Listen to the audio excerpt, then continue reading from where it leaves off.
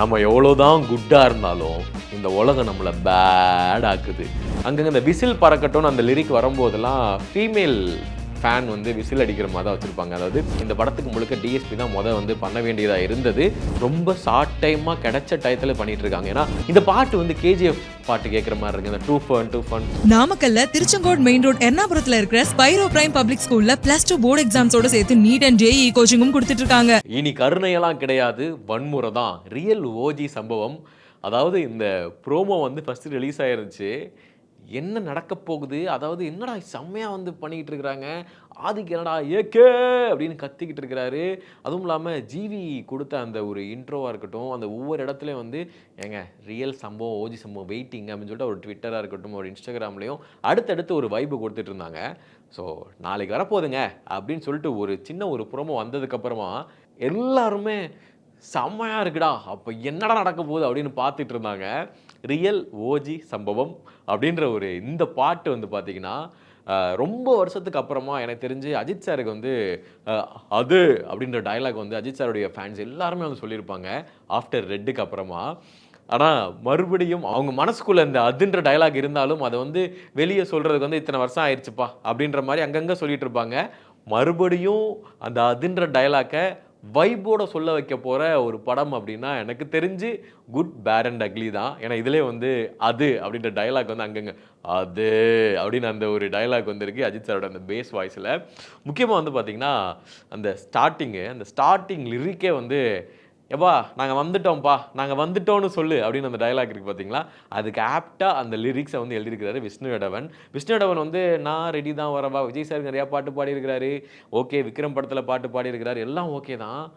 Okay, நான் வந்து விஜய் சாருக்கு மட்டும் இல்லைங்க, நான் அஜித் சாருக்கும் சம்பவம் பண்ணுவேன் அப்படின்னு சொல்லிட்டு ரியல் ஓஜி சம்பவம் இந்த சாங்கை வந்து கொடுத்துருக்குறாரு அப்படின்றதுல எந்த வித மாற்று கருத்தும் கிடையாது. அந்த நம்ம லியோவோட அந்த ஃபஸ்ட்டு பாட்டு பேடாஸ்மாக இருக்கட்டும், ஸோ அந்த ஒரு பாட்டுலாம் வந்ததுக்கப்புறம் நமக்கு ஒரு அந்த விஜய் சார் ஃபேன்ஸுக்கெலாம் ஒரு வைப் இருந்துச்சு பார்த்தீங்களா. அதே மாதிரி அஜித் சாரோட ஃபேன்ஸ் எல்லாருக்கும் தீயான ஒரு வைப்பு கொடுத்துருக்குறாங்க அப்படின்னு நான் சொல்லணும். இந்த பாட்டோட ஃபஸ்ட் லிரிக்கே வந்து பார்த்தீங்கன்னா இத்தனை நாள் எங்கள் படம் வந்துச்சு, அது எப்படி இருந்துச்சு அதெல்லாம் ஒரு பக்கம் இருந்தாலும் குட் பேட் அண்ட் அக்லி, அதாவது அஜித் அப்படின்ற ஒரு ஏகே வந்து ஒரு சூப்பரான ஒரு மாசான ஒரு இதில் வரப்போகிறாருங்க அப்படின்றத சொல்கிறதுக்காக இந்த பாட்டு இருக்குது.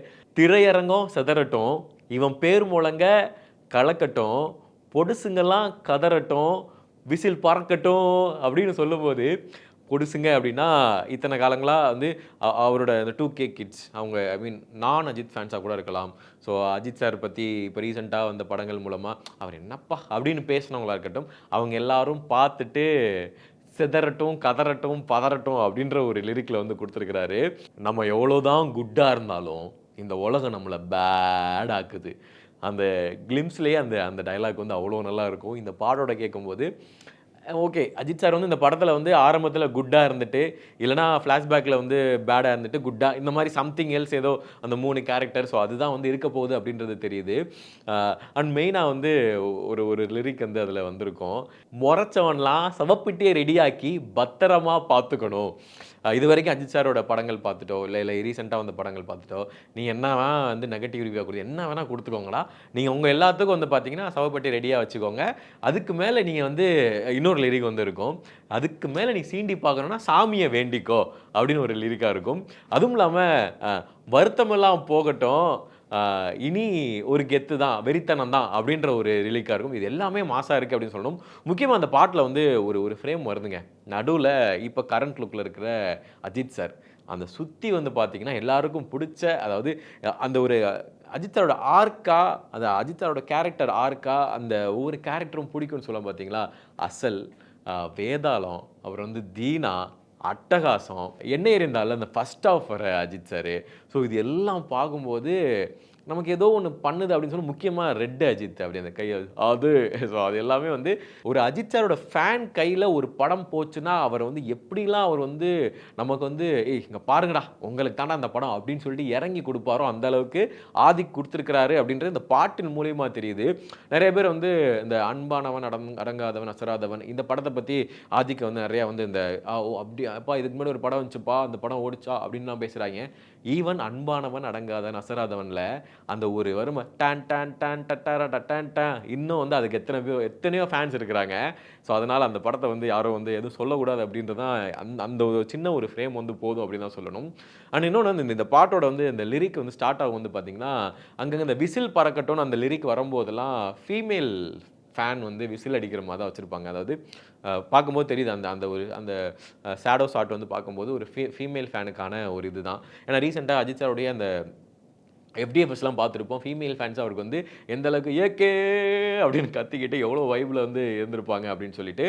ஸோ இதெல்லாம் இந்த பாட்டு நல்லா இருக்குது, இந்த பாட்டு ரொம்ப பிடிச்சிருக்கு, இந்த படம் எப்படி இருக்க போகுது அப்படின்னு ஒரு பக்கம் இருந்தாலும் இந்த பாட்டுக்கு வந்து டிஎஸ்பி தான், இந்த படத்துக்கு முழுக்க டிஎஸ்பி தான் வந்து பண்ண வேண்டியதாக இருந்தது. அப்புறம் இப்போ முழுக்க ஜிவி தான் இதை பண்ணிகிட்டு இருக்கிறாரு.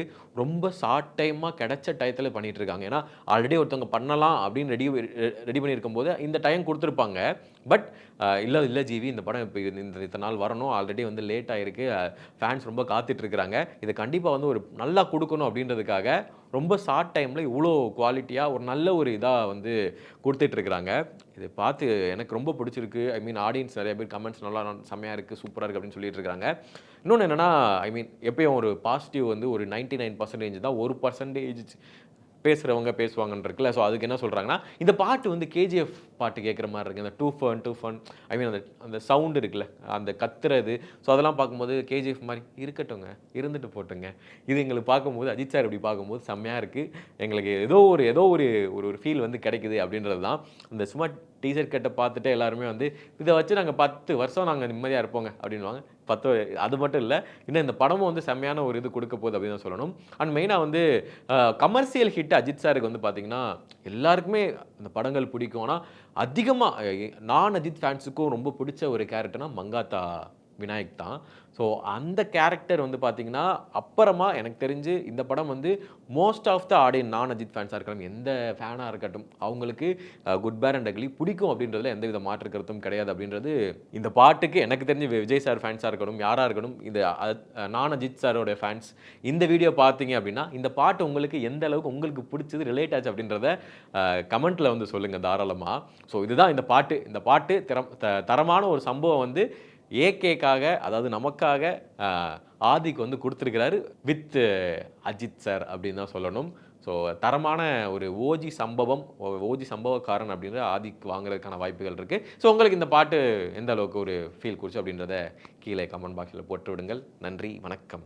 நாமக்கல்ல திருச்செங்கோடு மெயின் ரோட் எர்ணாபுரத்துல இருக்கிற ஸ்பைரோ பிரைம் பப்ளிக் ஸ்கூல்ல +2 போர்டு எக்ஸாம்ஸோட சேர்த்து நீட் அண்ட் JEE கோச்சிங்கும் கொடுத்துட்டு இருக்காங்க. குமுதம் மற்றும் தமிழ்நாடு மின்சார வாரியம் இணைந்து வழங்கும் சிக்கனமும் பாதுகாப்பும் யூஸ்ஃபுல் டிப்ஸ், மின் நுகர்வோர் சேவை மையம், மின் கட்டணம் தொடர்பான சந்தேகங்கள், இலவச மின் இணைப்பு குறித்த தகவல்கள், பழுதடைந்த மின் கம்பங்கள் அல்லது பில்லர் பாக்ஸ் குறித்த தகவல் தர, மின் இணைப்பு பெயர் மாற்றம் குறித்த சந்தேகம், இவை அனைத்திற்கும் 9497 என்ற எண்ணை தொடர்பு கொள்ளவும்.